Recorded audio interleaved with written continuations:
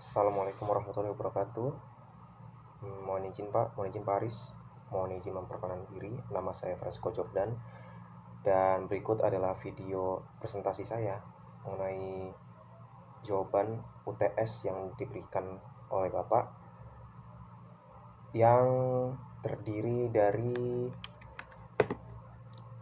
ada 5 soal dan saya akan menjawabnya satu persatu dalam video kali ini. Baik, untuk soal yang pertama, di sini disuruh untuk jelaskan kondisi ENSO dan IOD berdasarkan sumber berikut dan dampaknya di wilayah Indonesia. Untuk sumber yang dicantumkan yaitu dari Bureau of Meteorology, Australian Government.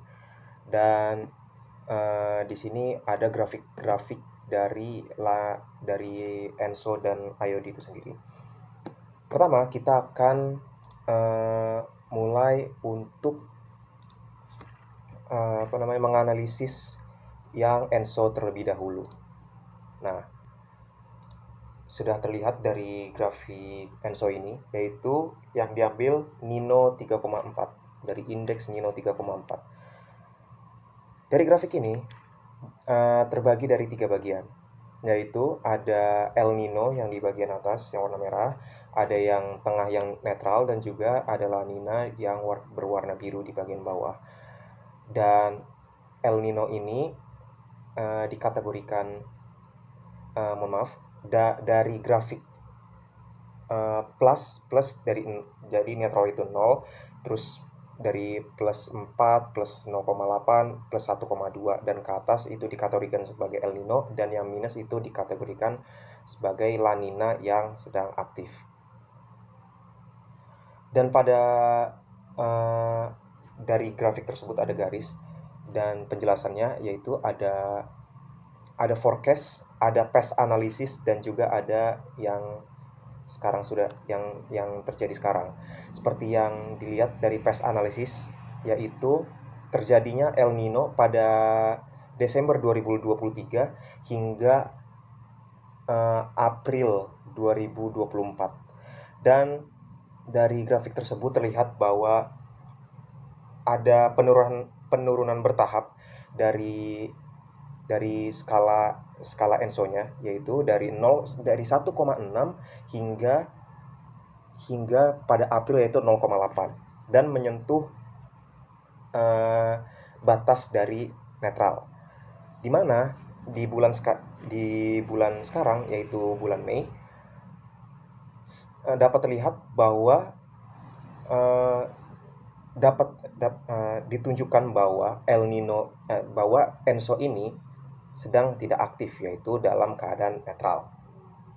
Dan setelah itu ada dari permodelan yang menunjukkan forecast yang kemungkinan akan terjadinya El Nino pada bulan-bulan ke depan. Dan dari model yang dilihat bahwa kemungkinan akan terjadi La Nina, seperti yang kita lihat dari faktanya, bahwa ada penurunan dari grafik tersebut dari El Nino untuk menjadi netral, dan kemungkinan besar akan menuju La Nina seperti yang diberikan garis warna hijau tersebut. Walaupun banyak juga model-model lain yang berkata lain dari model yang ditunjukkan, yang dari garis hijau yang ditunjukkan. Dan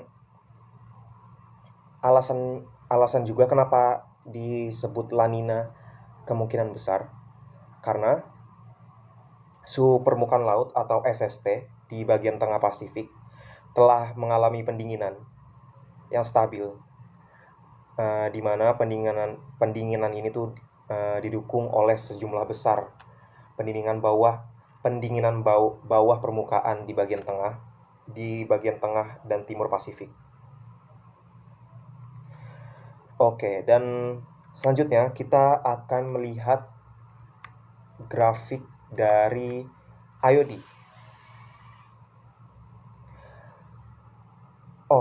Sebelum itu mungkin belum saya jelaskan bahwa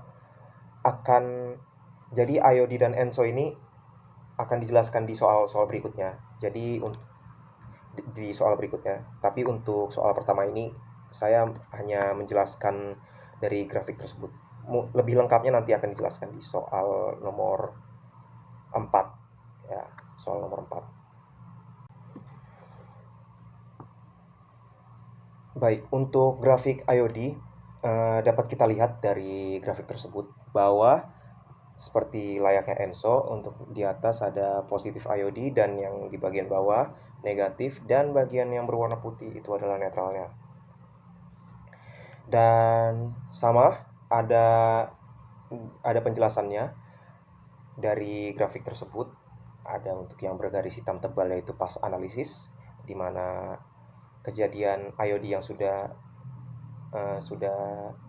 muncul dari bulan-bulan lalu ada yang saat ini yaitu sampai bulan Mei, dan juga ada forecast yaitu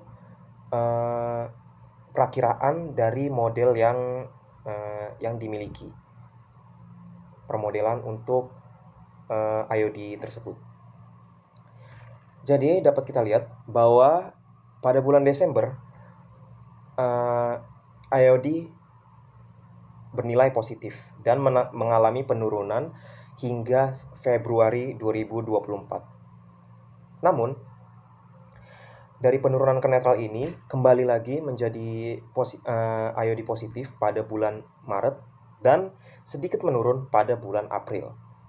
Dan sekarang dalam bulan Mei ada sedikit penaikan dari nilai IOD ke positif 0,8. Dan dari model yang ada untuk perakiraan IOD ke depannya, kita bisa melihat dari rata-rata permodelan menunjukkan bahwa IOD mengalami penurunan ke arah netral, di mana menyentuh nilai 0,0. Di mana dalam fase netral ini Indonesia cenderung tidak terpengaruh oleh IOD sama sekali, tapi dipengaruhi cuaca di Indonesia terpengaruhi oleh faktor-faktor lokal yang terjadi di selain dari IOD, seperti contoh monsun, atau misalkan faktor-faktor regional yang lainnya.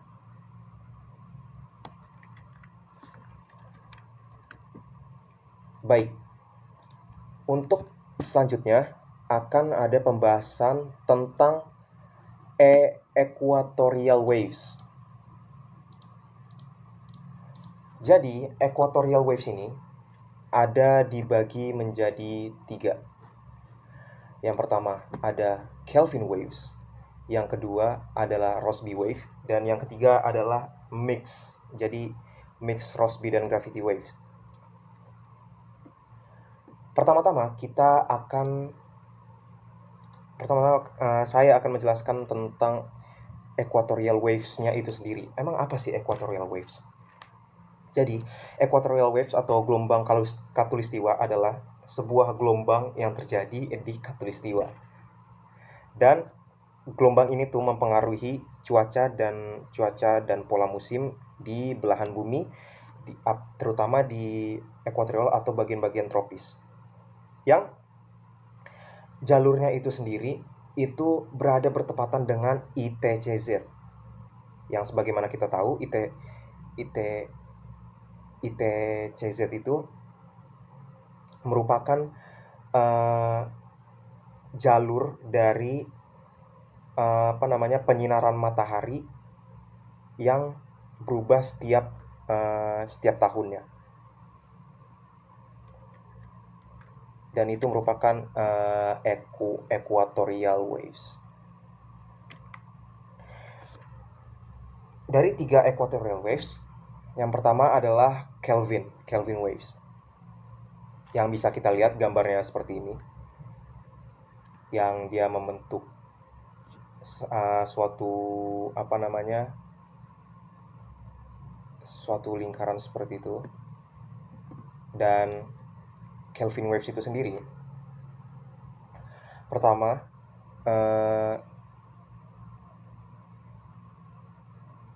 merupakan gelombang sinoptik atmosfer yang dibangkitkan oleh osilasi pada pola pemanasan konvektif skala luas di lapisan troposfer ekuator. Dan setelah itu ada Rossby wave.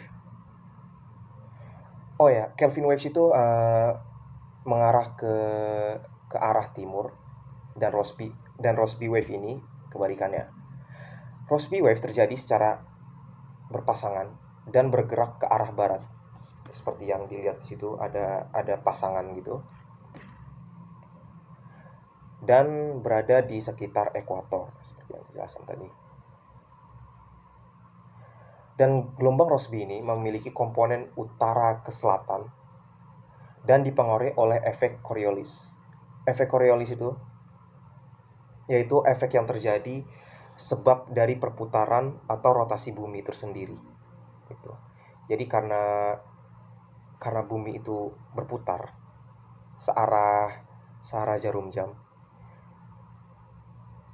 yang memungkinkan berlawanan arah jarum jam, yang memungkinkan ada angin passat yang bergerak searah jarum jam. Dan angin ini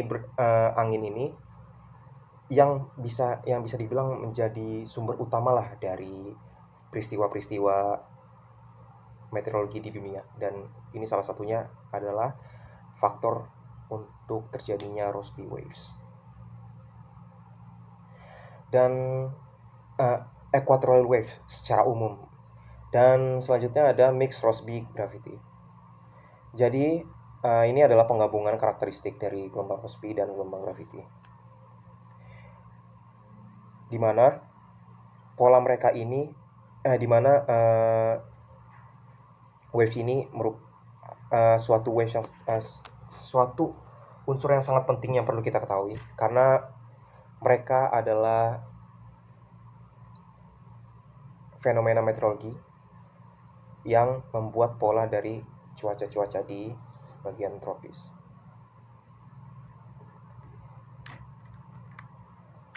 Selanjutnya ada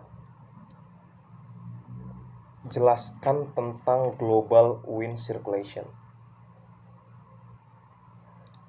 Apa itu global circulation? Jadi, kalau misalkan kita lihat dari gambar ini ada pembagian beberapa sel-sel, di mana sel-sel ini satu persatu ada Hadley cell, ada Ferrel cell, dan ada Polar cell.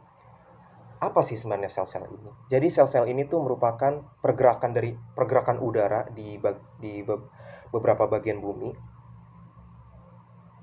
yang dimana faktor utamanya itu disebabkan oleh perputaran bumi dari efek Coriolis. Habis itu ada perubahan suhu yang dari tropis, dan juga ada yang dari polar, dan juga udara hangat yang naik ke atmosfer. Dan setelah itu mendingin, dan itu turun, dan sebagainya. Itu adalah secara umum global atmospheric circulation. Dan dari sel-sel ini akan dijelaskan satu persatu. Pertama dari Hadley cell. Apa itu sebenarnya Hadley cell? Jadi Hadley cell itu berada di bagian tengah. Kalau misalkan dilihat di sini ya, itu tuh berada dari lintang 0 hingga sampai 30 derajat. Dan itu adalah wilayah tropis. Nah,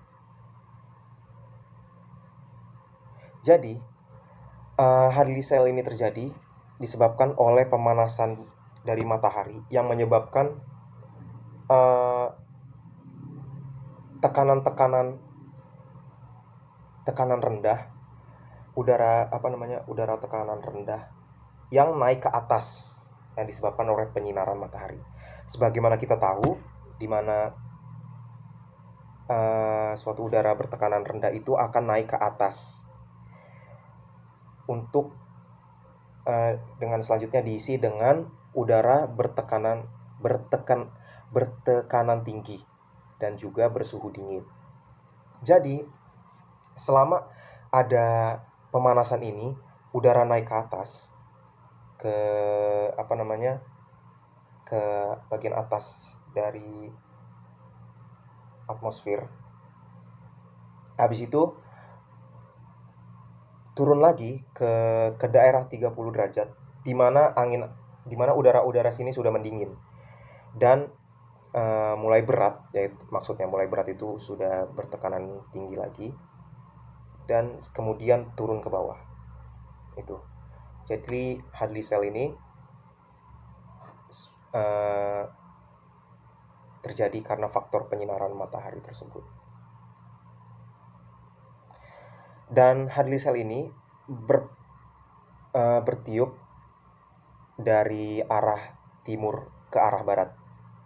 Karena sekali lagi angin-angin udara-udara yang bergerak itu disebabkan terpengaruh oleh efek dari rotasi bumi, sehingga yang angin berada di daerah tropis itu mengarah ke arah searah jarum jam dari timur ke arah barat. Setelah angin-angin yang sudah ke lintang tinggi, yaitu lintang 30 derajat turun, bertemulah kemudian dengan Ferrel cell. Apa itu Ferrel cell? Jadi Ferrel cell itu adalah sel yang berada di tengah-tengah dari polar dan juga polar cell dan Hadley cell dan juga polar cell. Di mana Ferrel cell ini sangat-sangat bergantung dari kedua sel itu, yaitu yang Hadley dan juga polar. Di mana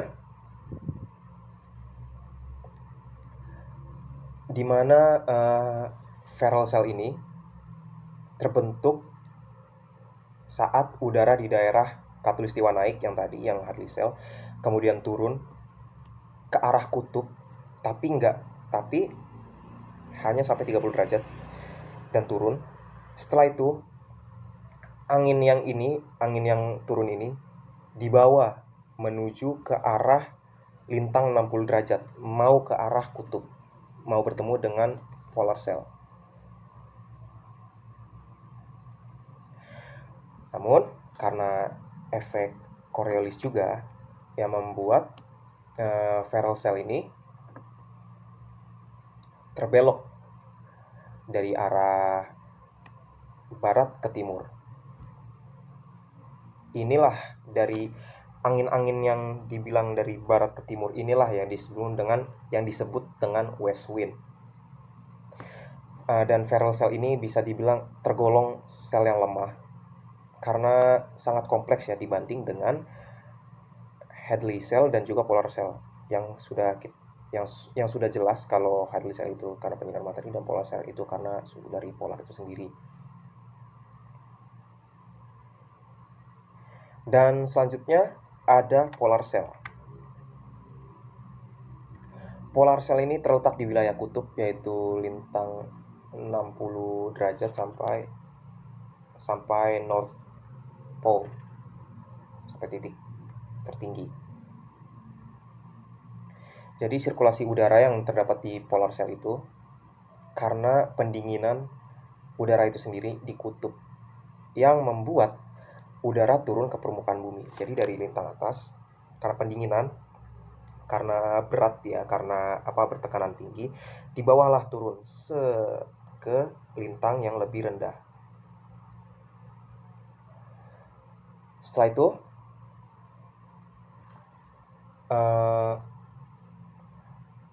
dari turun ini akan mengalami konvektif lagi bersama dengan Ferrel cell yang membuat angin-angin tersebut bertekanan rendah dan naik kembali dan menuju ke kutub lagi.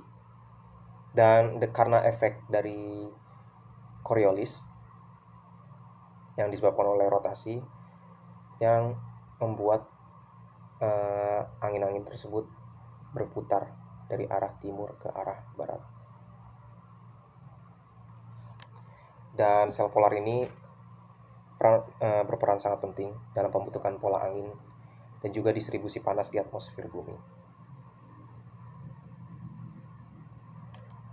Selanjutnya ada soal nomor 4. Dan dari soal nomor 4 ini ada beberapa poin yang saya dijelaskan. Pertama ada El Nino, ada La Nina, ada ENSO, ada MGO, ada IOD, ada monsoon, ada index monsoon, ada monsoon break, ada Borneo vortex, ada cold surge, ada cross equatorial northern south atau CHANS. Baik, selanjutnya ada penjelasan mengenai El Nino dan juga La Nina atau ENSO. Jadi ENSO itu apa? ENSO itu adalah El Nino Southern Oscillation atau fenomena iklim yang terjadi di bagian Samudra Pasifik tropis dan mempengaruhi pola cuaca di seluruh dunia. ENSO terbagi dua, yaitu tadi ada El Nino dan juga La Nina. El Nino adalah fase di mana pemanasan air laut di bagian tengah dan timur Samudra Pasifik tropis yang menyebabkan perubahan besar dalam pola cuaca global, termasuk peningkatan curah hujan di beberapa wilayah dan kekeringan wilayah di wilayah lain. Kita bisa lihat dari gambar yang di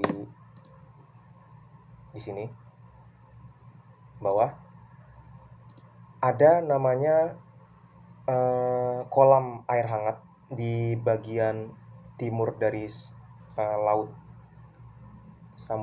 dari Samudra Pasifik, di mana kenapa ini bisa terjadi, ENSO atau El Nino dan La Nina ini bisa terjadi karena ada namanya faktor dari angin pasat itu sendiri.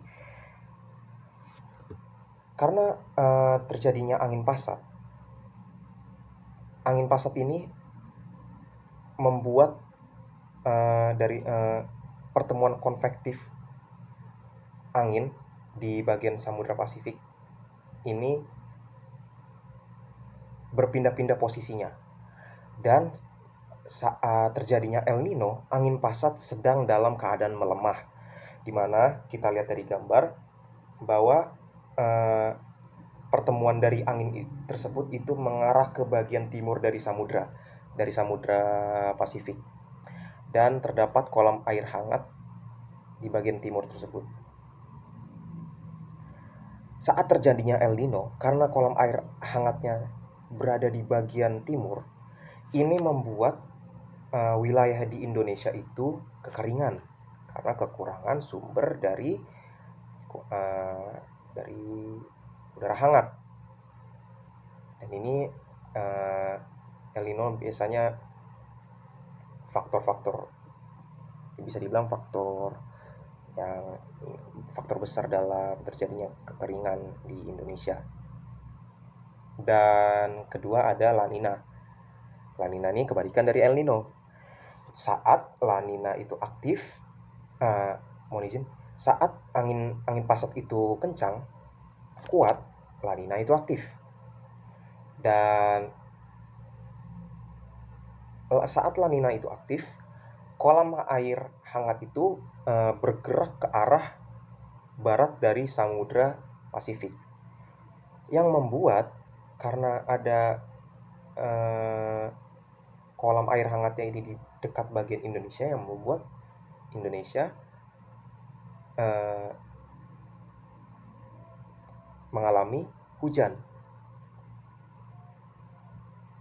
dan berbarengan dengan kondisi kering di daerah lain, di wilayah lain. Dan apa itu indeks ENSO? Indeks ini itu dipakai untuk melihat dan memahami kondisi ENSO itu sendiri. Yang kita pakai di wilayah Indonesia yaitu Nino 3,4 indeks.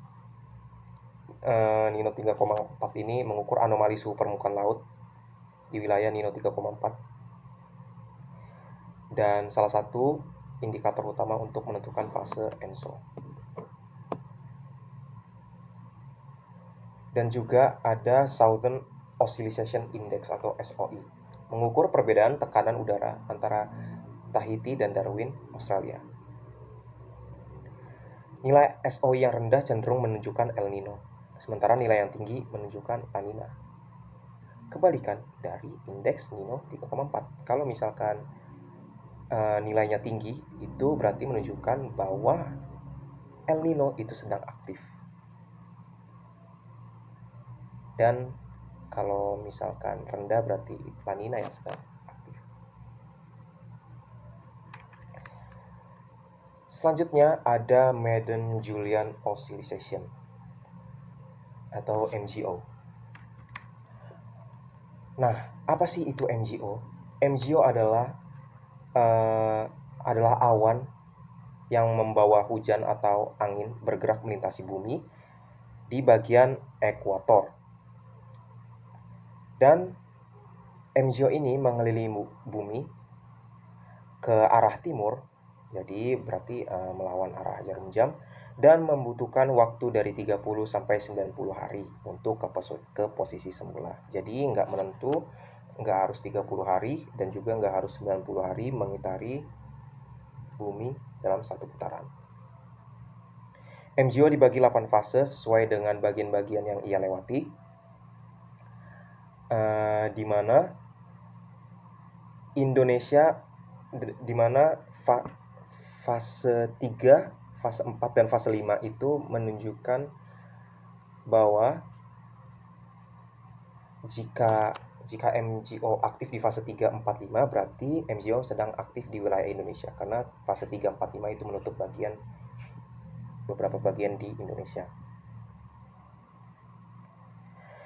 Jika MJO sedang aktif, MJO akan membawa hujan dan membuat bagian dari daerah yang dilewatinya itu hujan.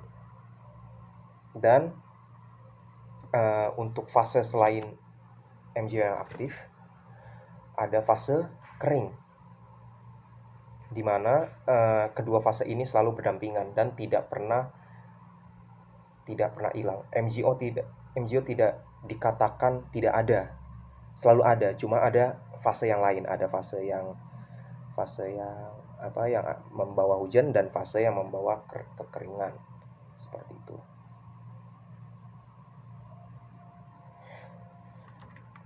Setelah itu ada indeks dari MJO itu sendiri, di mana indeks ini menunjukkan di mananya MJO itu aktif, seberapa besar MJO itu aktif, dan juga kapan MJO itu aktif. Jadi untuk 8 bagian yang bisa kita lihat di sini, dari 8 bagian ini itu menunjukkan di mana MJO itu berada. 1, 2, 3, 4, 5, 6, 7, 8, seperti yang kita lihat ada fase ini, fasenya 8. Di indeks ini juga ada 8 bagian. Dan kapannya itu ditunjukkan dari tanggal maupun bulan yang dicantumkan di dalam indeks tersebut. Seperti bisa kita lihat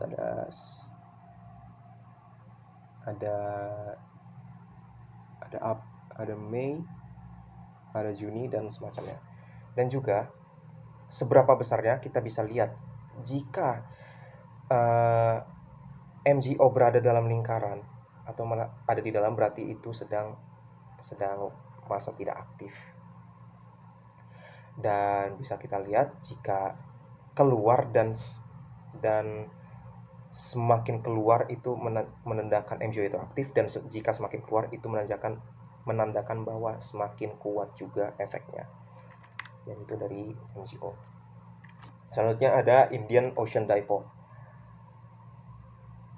Indian Ocean Dipole ini berada di bagian timur dari bagian barat dari Indonesia, mana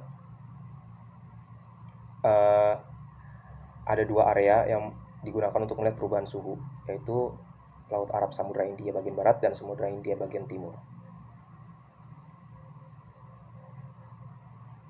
Dan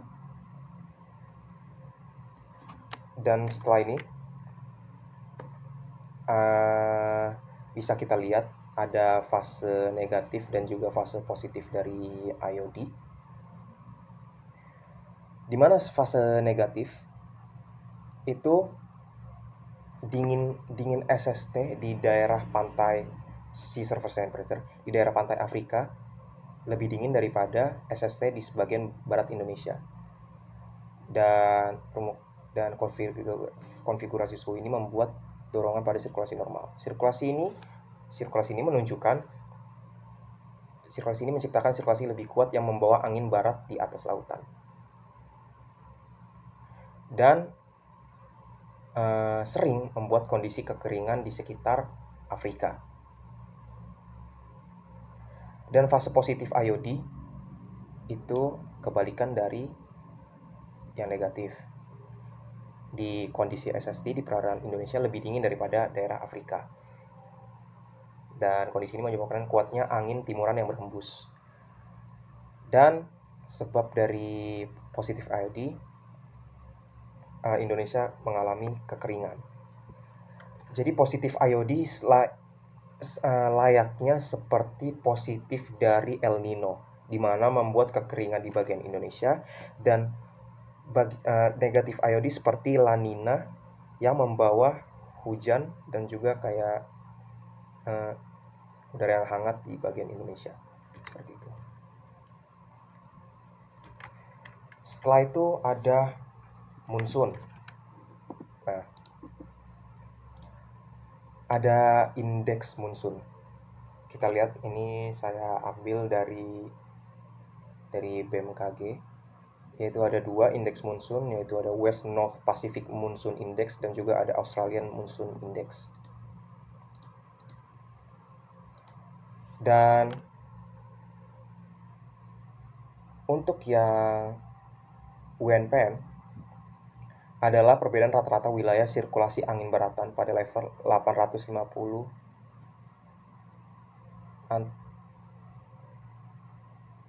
dan antara wilayah utara ekuator dan wilayah utara ekuator A 50 sampai 150 north dan 1000 sampai 1300 east, dan wilayah utara ekuator B 200 sampai 300 north dan 1100 sampai 1400 east.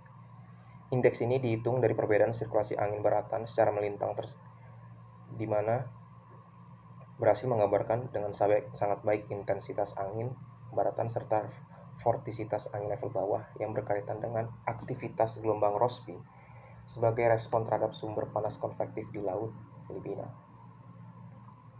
Dan indeks monsun AUSMI atau Australian Monsoon Index itu adalah rata-rata wilayah angin zonal pada wilayah 5 derajat sampai 15 derajat south sampai 10 derajat sampai 130 derajat east, di mana menggambarkan variabilitas sirkulasi skala besar monsun musim panas Australia dengan sangat baik dalam berbagai skala waktu, baik siklus tahunan, variasi dalam musim, variasi antar tahunan maupun variasi dekade.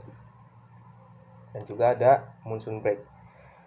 Intinya monsoon break itu di mana keadaan monsun itu sedang tidak terjadi dalam periode yang sangat singkat, cuma beberapa hari atau minggu saja. Dan fenomena ini sangat umum terjadi di subbenua India. Dan jika terjadi, ada fenomena kering di mana hujan sangat sedikit atau bahkan tidak ada sama sekali. Selanjutnya ada Borneo Vortex. Dari gambar yang kita lihat, bisa kita lihat di sini bahwa Borneo Vortex adalah sirkulasi angin yang sangat jelas di atas Laut Cina Selatan. Bisa dilihat dari pertemuan dari angin tersebut, di mana selama musim dingin di bagian bumi utara, kan saat musim dingin itu membawa angin ke arah tropis. Dan angin inilah yang nanti dijelaskan, yaitu cold surge di poin selanjutnya, yang membantu untuk Borneo Vortex ini terjadi.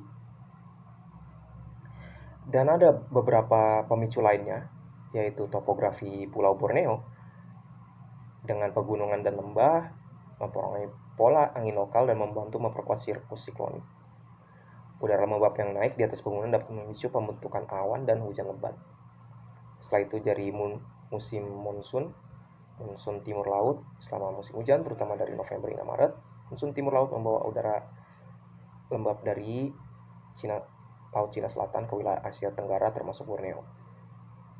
Dan juga ada konvergensi angin, di mana angin permukaan di wilayah tropis bertemu dan naik, seperti yang dijelaskan tadi dari Hadley Cell. Jadi mereka bertemu dan naik, dan setelah itu menciptakan kondisi yang kondusif dan untuk pembentukan sirkulasi siklon. Selanjutnya ada cold surge. Ini seperti yang tadi saya kutip sedikit, yaitu adalah fenomena di mana aliran udara yang dingin itu berada dari timur laut, bagian timur laut, bagian bumi utara, dan fenomena ini terjadi selama musim dingin, terutama di Asia Timur dan Asia Tenggara. Kejadian ini terjadi karena angin yang bertekanan tinggi dibawa ke arah tropis, yang kemudian mengalir ke arah selatan, dan akibat dari perbedaan tekanan udara yang besar antara daerah tekanan tinggi di utara dan daerah bertekanan rendah di selatan yang membuat cold surge ini terjadi. Selanjutnya ada cross equatorial northerly surge atau CENS. Ini adalah fenomena meteorologis yang terjadi di bagian selatan Indian Ocean yang melintasi ekuator. Jadi CENS ini mempengaruhi konveksi di Laut Jawa dan Pulau Jawa dan membuat curah hujan yang sangat tinggi. Selanjutnya ada soal terakhir, yaitu analisis dari MGO, di mana jelaskan prediksi MGO di wilayah Indonesia yang menurut BOM Australia. Oke, dari gambar yang kita bisa lihat di sini, dari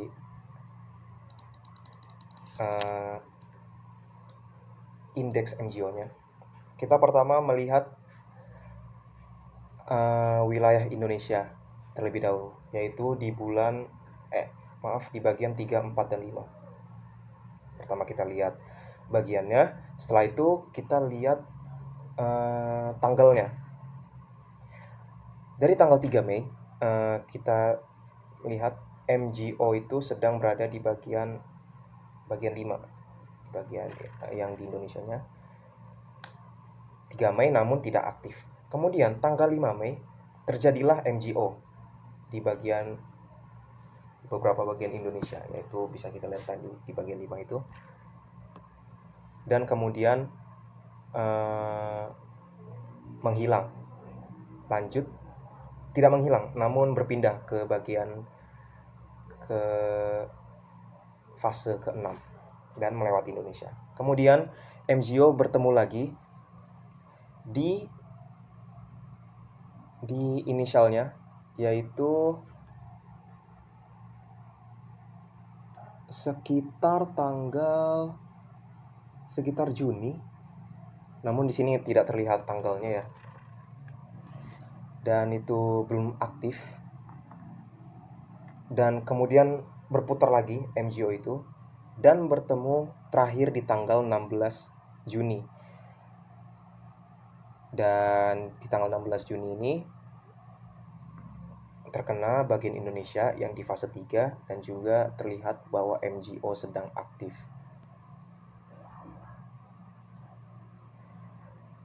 Baik, mungkin ini adalah presentasi saya dari beberapa soal yang diberikan oleh Pak Aris. Terima kasih telah mendengarkan presentasi dari saya. Mohon maaf bila saya banyak kesalahan, jika saya mengatakan banyak hal yang salah maupun hal yang tidak menyenangkan, mohon dimaafkan. Dan juga mohon maaf jika misalkan saya masih belum bisa menjelaskan lebih dalam lagi, karena dari itu terima kasih telah mendengarkan presentasi saya. Saya tutup. Assalamualaikum warahmatullahi wabarakatuh.